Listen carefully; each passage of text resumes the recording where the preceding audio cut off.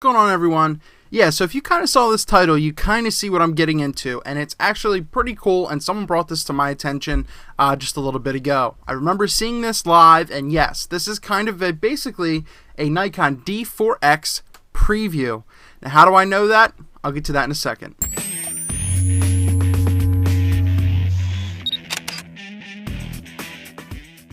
So how can I say that there is some validity to it? Well, I mean, I can't say there's 100% authenticity. Yeah, I guess it's still a rumor mill, but it's pretty much a solidified rumor in regards to this screenshot that I have. And I'm not going to say what, website, what company or whatever posted it or anything like that. You could probably figure it out. But it really touches on a lot of the things that you've been hearing, and that this is going to be a beast, a mega of a camera. But I just want to give you a quick second of how do I think that this is at least semi-valid. Well, I used to work for a camera store, and they generate pages for you and that layout and everything like that. It varies depending on site, and it means pretty much something's coming. You don't know when. And I think someone just accidentally pulled the old trigger and just clicked when they shouldn't have. But I figure might as well not. As I said, I'm not going to say who this is from or anything like that, and we'll look at it as it is. So let's look at it. So yes, this is the Nikon D4x preview.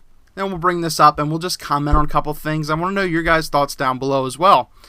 So the first thing you're probably going to notice is the price, and yes, it's looking to be $8 grand. But why? Boom! You're getting a 54.6 megapixel sensor. Once again, this could have been about to be released a little bit ago and that they decided to change a spec or two, or once again, I think someone pulled the trigger. So assume that this is 54 megapixels. You have people complaining about, what is it, the 32, 34 megapixel D800.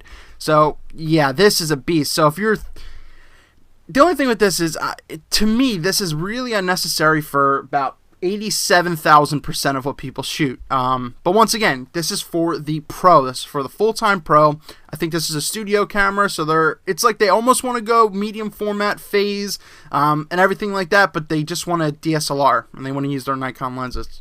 So that's what I feel like this is for.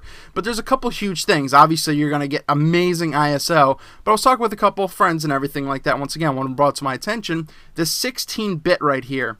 That is huge. That dynamic range is going to be mind-blowing. Once again, this isn't 100%, but I'm pretty sure it's close. But that 16-bit, as I said, it's going to be huge. So, $8 grand worthy? Once again, it's for that professional.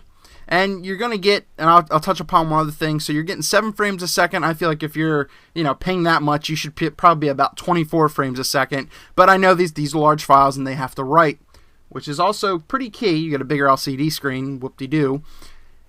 Dual Xqd Card Slots. Now, if you remember, they came out with the D4 when they had one slot regular, and then the other slot is either SD or CF or whatever like that.